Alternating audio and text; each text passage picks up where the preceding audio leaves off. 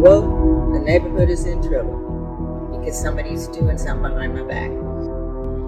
I'll just make what's behind them until they try to come take it, and then I'm in court. You become who you really are. I'm Gwen Filosa. This is Unclaimed. On December 20th, 2024, the remains of Michele Hardin were laid to rest in a pauper's grave at the city cemetery in Key West, Florida. She was among 74 other people who had died without family to claim their bodies. In the Florida Keys, the County Social Services Department and a local nonprofit organize a gravesite service each year for people like Michele, the Unclaimed. Karen, age 77. Michele, age 77. The county John, pays for the cremations, which are then 67. put into a special vault James, that's donated. age 72. Michele had died September 13th at age 77 at a local nursing rehabilitation center. It's called the Homeless Persons Memorial Service that December day, and that was the only event held to mark Michele's passing. How did a woman with a master's degree in journalism, who had been a professional cheerleader in Chicago and later in Key West a newspaper columnist and a socialite, end up living her final years alone in a condemned house without power or water in the Florida Keys?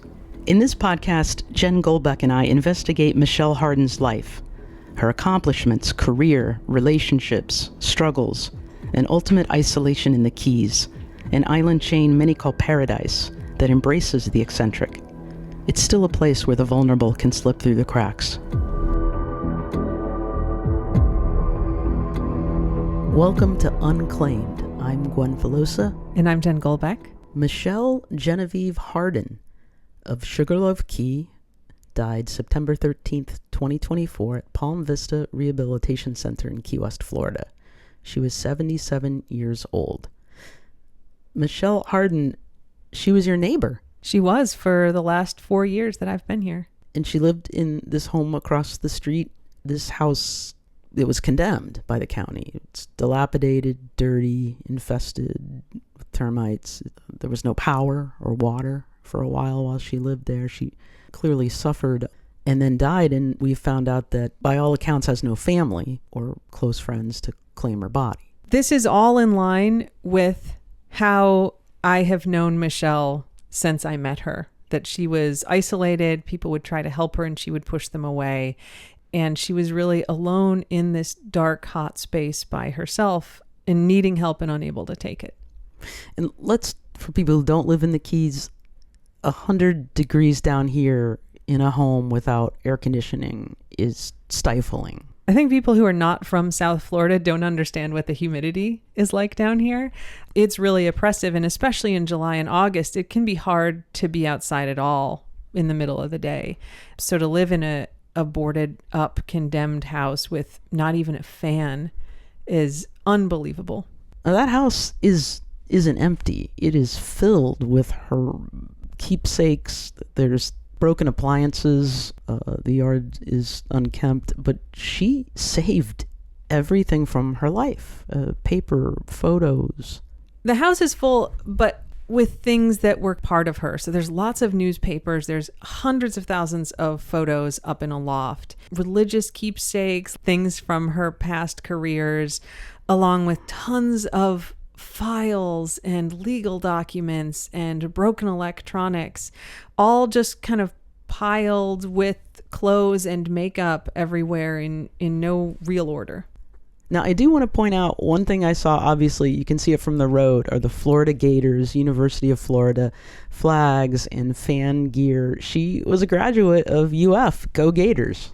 You know, her personality does still come through with all the stuff that you can see. Because if you went to University of Florida, you are go Gators all the way. So her Gator pride was with her till her last days. Yeah. We don't know any family members. Her mother died before her, Clorinda Myra Hardin. Her father, Otis Hardin, died before, and she had a half-brother, Ralph Myra. This is all according to an obituary, which ran in the Key West Citizen. She died alone. I mean, we all kind of die alone, but she died without family. But she certainly had neighbors who were keeping tabs on her. Over the course of probably the last decade, longer than I have lived here in the Keys, people on this street have tried to help her, and she has pushed them away and caused conflict with them. And new people would come in and try to help, including us. And there was only so much you could do. It was really hard to penetrate through whatever was going on with her at the end, whether it was mental illness or dementia or a little bit of both. She was a very hard woman to help, and a lot of us tried. How did you meet Michele? How do you remember knowing who she was? So I think the first time she came over, she had seen our dogs and just like showed up and started talking in a way that felt odd. And that's how it continued from then on.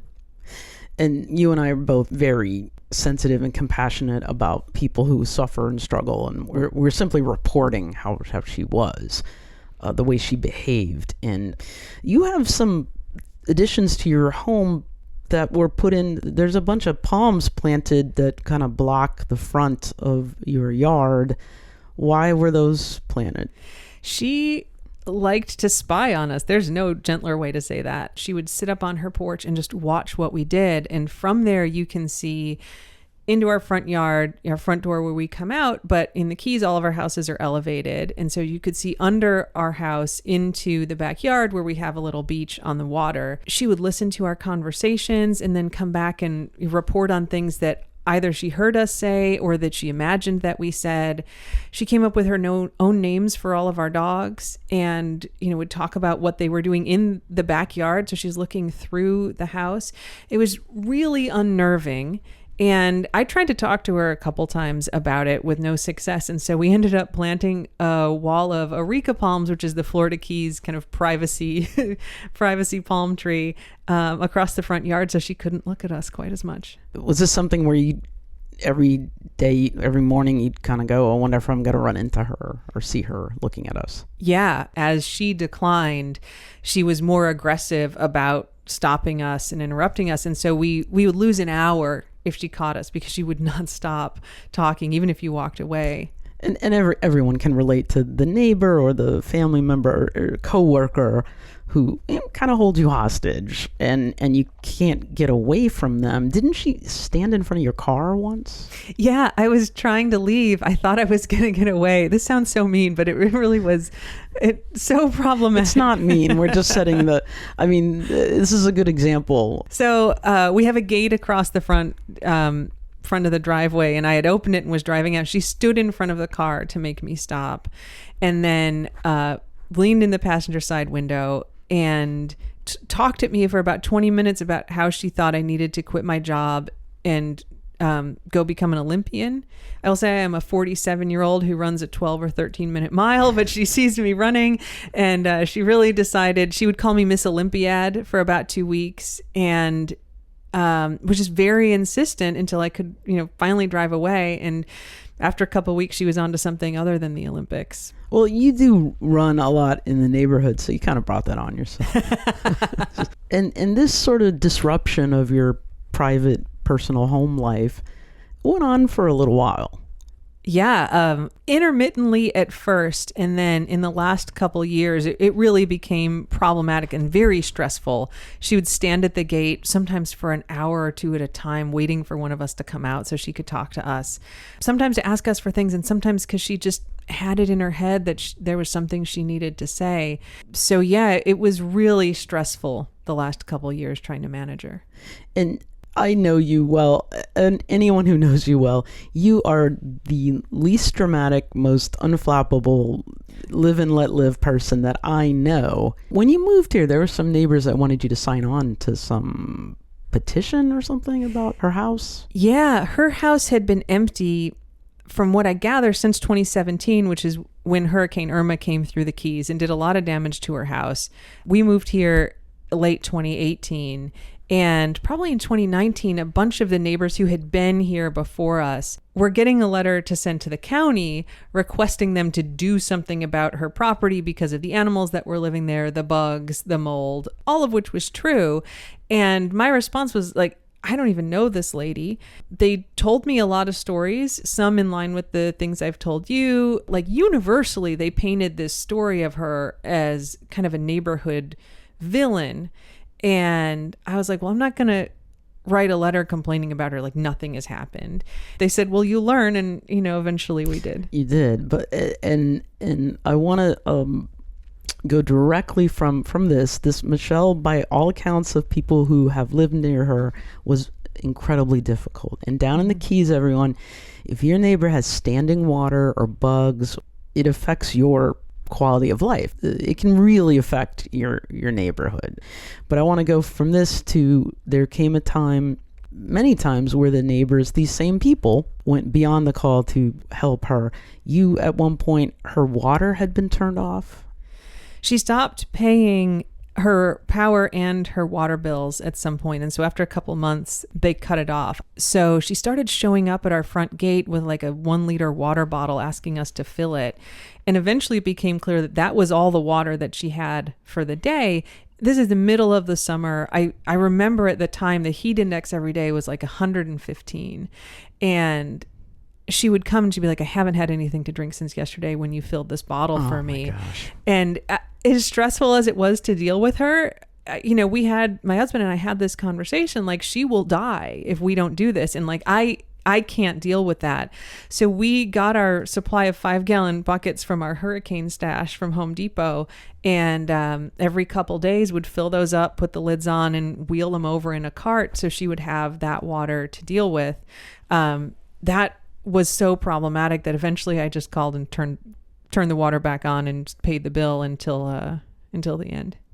How did you do that? Did you call the Florida Keys Aqueduct Authority? And Yeah, I called them because I thought they had turned it off because the house was condemned, and I just wanted to let them know someone's living there. They told me it was just for a past due bill of $400. So I said, it is so worth my mental health to done pay it. Deal. And here's my credit card, pay it going forward. Worth every penny. Yep. And this was, I know that when it's up to 115, that's when the National Weather Service puts out hazardous warnings. I mean, you could die from that heat. She's in a home where it must feel ungodly. I can't imagine. Just closed in, no moving air.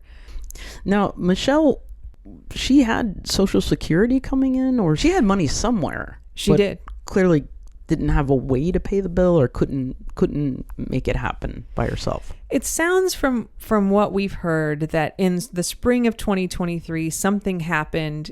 Was it a stroke? Was it a car accident? Did she fall? But she seemed to have taken a really sharp decline in her ability to take care of herself and lost her ID, couldn't cash her checks, was really paranoid about the government monitoring her and wouldn't allow anyone to help her get a new ID. And so, had started resorting to dumpster diving, going to the food bank, all of her utilities getting turned off, not having a car. So you saw this really sharp decline then. Tell me about when you did deliver the water at one point. She said, I know about you, and she started to talk to you. Yeah, this is, I think, a really representative story of how she was with a lot of things. And I had come over with this cart with probably 6 of these 5-gallon buckets that I was unloading, and they're really heavy. It's heavy stuff. It is. And she said, I know about you. When you and your husband moved here, I had just seen a picture of you in the paper a couple days before. I know that you both kidnapped that child from Portugal and brought her to South America. And I know that because my family is a royalty of South America, not that they're doing anything to help me right now. And I know that you're here hiding out. I know your husband doesn't want you talking to me every time you're over here. He calls you back. Which is true, because I would ask him, like, please, if I'm over there for more than 5 minutes, call me. Save me. Save me. So that part's true. None of the rest of it. So she's going on a rant of accusing someone of kidnapping a child. That would freak me out. I said, I've never been to Portugal. Like, that wasn't me. She said, have the article. I said, well, why don't you find it?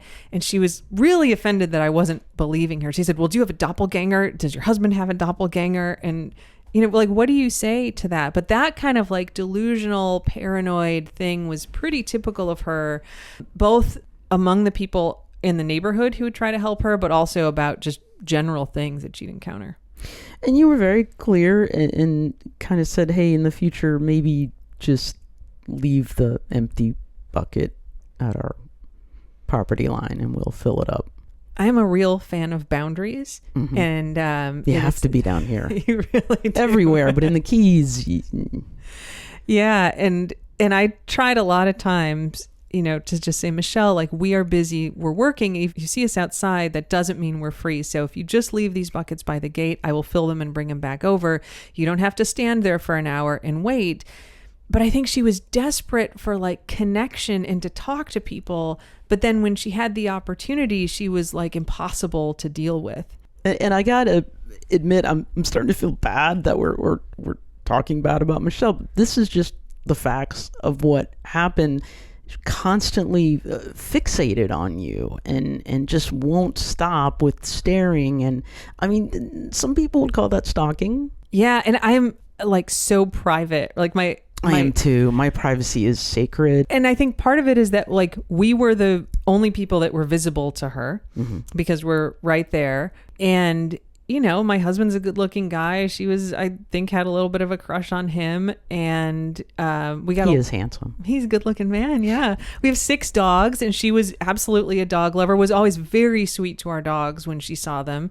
And so that was a draw.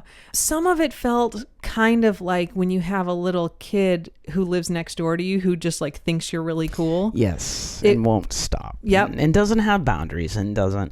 In my own life, I can say probably the hardest thing I do every day is connect to another human being. I totally relate to somebody not being able to connect. But we're talking about someone that clearly has had a break with reality. I mean, the Portugal stuff that's troubling. Yeah, and I think this is really important, right? Because there's a bunch of different pieces of what was going on with Michele. Like, there is this fixation, just like lack of boundaries, intrusion into our space. And I think we all know a person like that. And then that's coupled with some kind of mental illness that is manifesting as like paranoia and delusion. Sometimes it was directed at us, oftentimes directed outwardly at the system, where she would go on these big rants.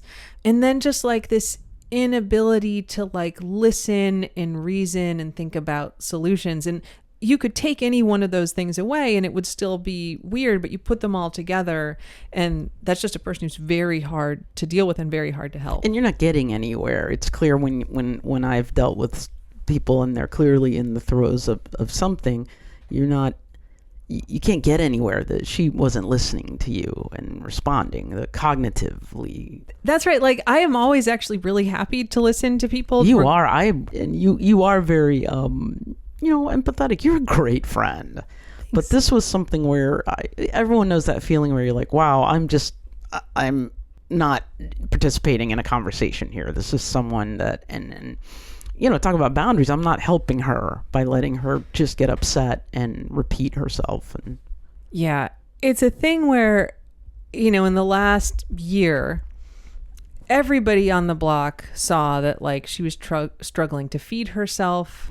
She didn't have money, obviously didn't have power. We could not get it turned back on. A bunch of us tried. Different neighbors would drop food for her sometimes. We sent a bunch of anonymous Amazon boxes of like non-perishables over there.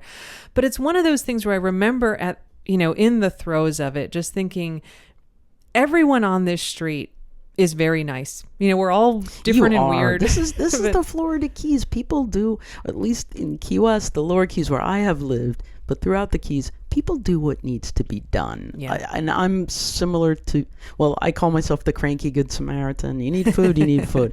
And you paid the water bill, you brought her water.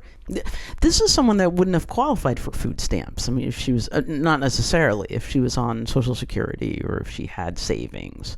But she, for some reason, she just couldn't pay the bills, put it together to get the bills paid.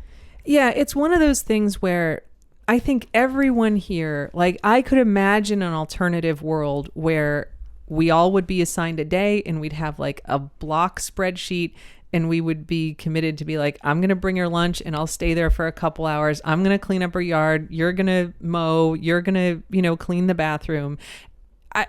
This is absolutely the kind of people who live here. And I think we all would have been happy to be helping her that way. But it just didn't work because anytime you would try something, like, she had no boundaries, she would start screaming at you and push you away.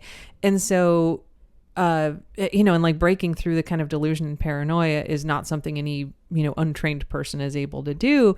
So she couldn't take the help that was really here for her.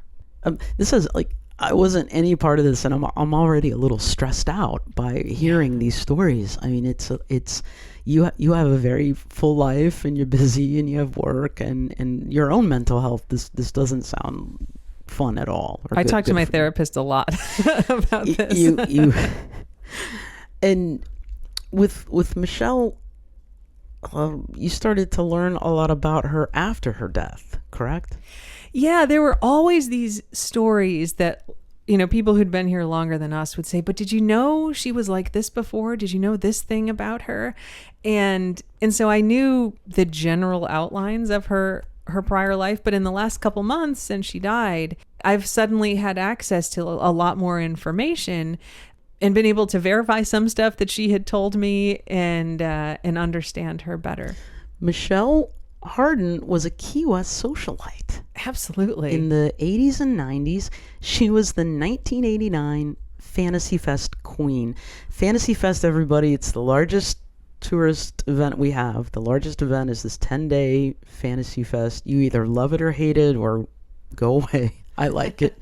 It's just parties and people wearing body paint. It was created in the late 70s by a group of businessmen because there was no tourism. It was absolutely dead. People could not pay their rent. They just weren't making any money. So it was created in late October. It's like if Halloween and Mardi Gras had a love child. Yeah, and it's people wearing body paint. Everybody, you have to go down to Duval to look at it, but there's a lot going on downtown. Yes. It's crowded, it's noisy, it's drunk as hell. But there is a socialite element to it, and people run for king and queen of Fantasy Fest. You have to raise money for whatever nonprofit is getting it that year. And so you're out at all these events you're hosting, and you get back in the day, she had a giant crown. She won Fantasy Fest Queen. That is a big deal. Yeah. In Key West, and it means you are out there. You wrote a social column called Darlings. It was called Darlings, like DAH. DAHLINGS, I think with an exclamation point. I love that. And as we were just seeing things, I just like her so much. She was such a doer. And again, I've never met her, but I start to learn about this woman's life. And she was stunning. She was conventionally beautiful, big blonde hair. Yeah, very 80s feathered blonde hair. Was a professional cheerleader in Chicago before moving to the Keys. Wait, are they called the Honey Bears? The Honey Bears was Chicago Bears cheerleaders, and the Chicago Bulls basketball team, they're called the Lova Bulls. She cheered for both. Being an NFL cheerleader, they don't have tons of them anymore. I think the Honey Bears are history. They are. That's a huge deal to be. You're performing in front of tens of thousands, and I'm sure earning nothing, but going out and doing fundraisers and social events. You're a star. I bet there's people in Chicago that the Honey Bears rings a bell. I mean, I remember it. I grew up in Illinois, and I remember the Honey Bears from when I was a kid. Yeah, and also the Chicago Bulls. Yeah. So she, at some point, she's from Florida. She's from West Palm Beach, according to the obituary. She's a Florida girl. And somehow made her way up there? To Chicago, Illinois. Yeah, she was born January 4th, 1947 in West Palm Beach, Florida. That's in South Florida. She got a bachelor's degree and a master's degree in journalism from University of Florida. She was a teacher and a TV show producer, and she had her own talent agency. She had her own Michele Hardin's National Network Talent Agency. I know I've seen a business card and some stationery. She would basically represent other professional cheerleaders and models to go work at events. Imagine like a 1980s convention with a booth, and you've got like the girls in bikinis or little outfits there. That's the kind of stuff they did. Now this would have been in the 80s. Yeah. I mean, she died at 77. That's not very old to me. A woman in business, come on, even now, it's impressive. I mean, she was a doer. She was a boss. She was, and had this really glamorous life, really out there in front of people, dressed up. That Fantasy Fest Queen picture of her, she's in this silver sequined gown. So many pictures of her at weddings and parties and Key West events. Like, she had this really glamorous life, which is such a contrast to her living alone in this condemned house with no power and water for the last couple years. And Michele got to the point, where she just wasn't able to take care of herself, basic needs. Let's put it that way. Yeah, I mean, she didn't have a bed in the house. She had incontinence problems, and so, would sleep on plastic bags. Like, she didn't have a way to do her laundry, so you could smell it on her clothes when she would come outside. Even after we turned the water back on, I think she would shower outside sometimes under this hookup with a hose. But clearly was just physically so frail that she was not able to take good care of herself. And I think we've all seen older people in our lives get to that point where they physically just can't do it anymore. And like, I don't look forward to that day coming for me, but eventually you've got to take it's going to happen at some point for everybody. You just got to take the help at that point. You got to take the help. And yeah, we all know someone who, either doesn't want to ask for help. Pride goeth before the fall. I mean, people who need help, who simply can't do things. We're all going to get to the point where we can't. But being alone, I just have a lot of feelings hearing about Michele, and wanted to say that in this obituary, it's very well written. We don't know who put it in. Well, the Key West Citizen. It actually says at the end, she was a passionate woman that fought for people and things she believed in, especially women suffering domestic abuse and other individuals she felt had been left behind by the system. Yeah. That just hits hard for me. Like, this was someone who was known for her life helping other people.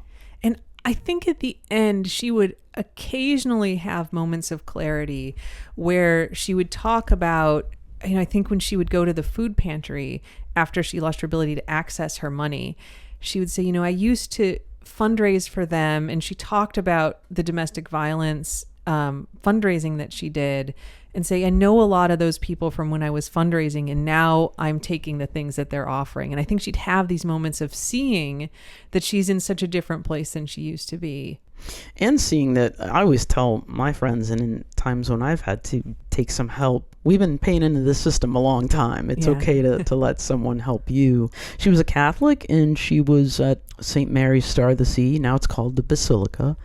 But she was someone that would go to the grotto, and that's a place where outside you can light candles for hurricane season. It said her obituary says she would go there often to light candles for those she cared for. Oh, that's so nice. This is someone who had a full life and of success. I'm impressed by people who are out there, because a socialite in Key West, it means you're fundraising, and you're also just the super fun person. Like, you have to be. People have to like you if they're going to come to your fundraiser when there's so many other ones. And the photos we've seen, she's out with, standing by handsome men and fancy women, and they're all smiling. They're all having a great time.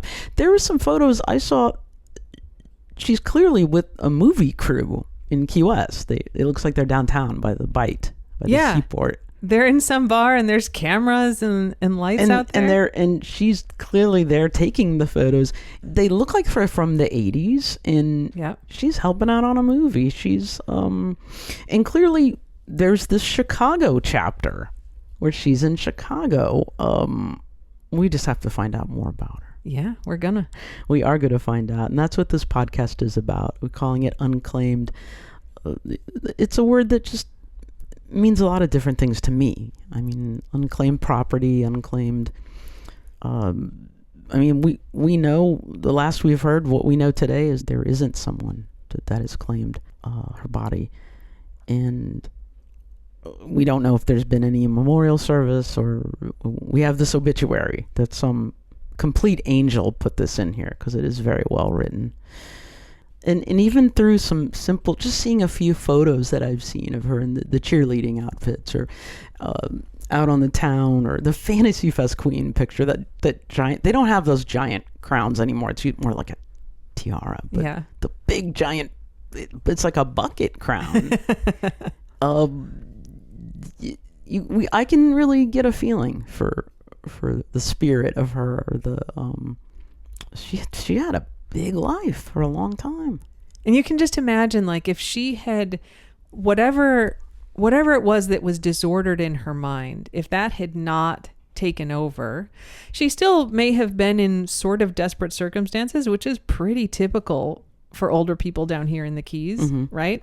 But she wouldn't have been without power and water. She would have not been infested. She probably would have had that house rebuilt for her. She maybe would have had a lot of stuff, but it would have been a little more organized and cared for and functional, and she would have been able to take care of herself with help. And there's just something that happened at some point, and we don't know where it is in her timeline, where she went from having this house that was like really beautiful. It's a beautiful piece of property. And, you know, living this kind of glamorous, fun, like Key West life to how she ended up. And what was it that happened in between that transferred it over into this kind of dark, sad place from where it was? And one thing that I'm drawn to this story or her life is because it's such a Florida Keys story. It's Grey Gardens, the Florida Keys. I mean, it's just, This is a place, yes, the travel brochures, yes, I love living here. It's insanely fun. It's amazing. It's beautiful all the time. We live in the tropics, or it's a chain of islands, but it is very remote. Yeah. There is a US1, the overseas highway goes here. That is a 4-hour drive on a good day to get to the mainland. This is a place where healthcare, even if you have agency and money and access, healthcare providers are hard to come by. And weird. A lot of the time. Thank you. Weird.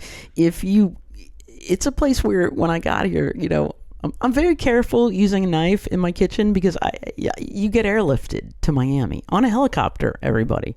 If you get injured, and you want to be. Very much. Miami hospitals, the top of the line surgeons, and it can be a lonely place to live too. People come here from all over. I believe none of us get here on a winning streak. My origin story is awesome because I didn't know you could live in Key West, and I just applied for a job over the phone. That's amazing. Key West citizen hired me. My whole job interview was, do you know how expensive it is to live here? And I was like, I don't. And I just needed work. I wanted to stay in New Orleans. I loved it, but I needed a real job, and I packed up my Toyota Corolla. I had one fork, one spoon, one coffee mug. I actually liked it. And Pedro the dog was with me then, and we drove. I think I had $300 to my name, and then I kind of thought I was washed up, and I didn't realize how lucky I was. And I would meet people right off the bat who were like, wait a second, you just got here by accident? I spent 10 years working to retire here, to get here. And it is a beautiful place, but it's remote. Key West can be a really lonely place to live. I think people don't realize how truly isolated you are, how hard it can be just to like buy something. A lot of people come down here to hide or to start over, but it's the end of the road. Yeah, literally and figuratively. Absolutely. And there's a lot of alcoholism and addiction problems.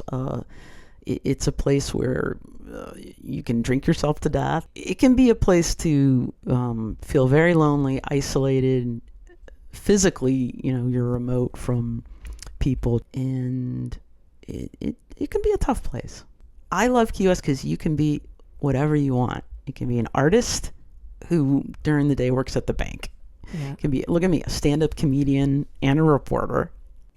You know, I'm getting excited talking about Key West and Michele Hardin because Michele is a Florida Keys story. Michele Hardin deserves a podcast about her life. Yeah, absolutely. We're gonna tell all of the wild and glamorous and unsettling details. You and I are still reporting, and we're learning things about her.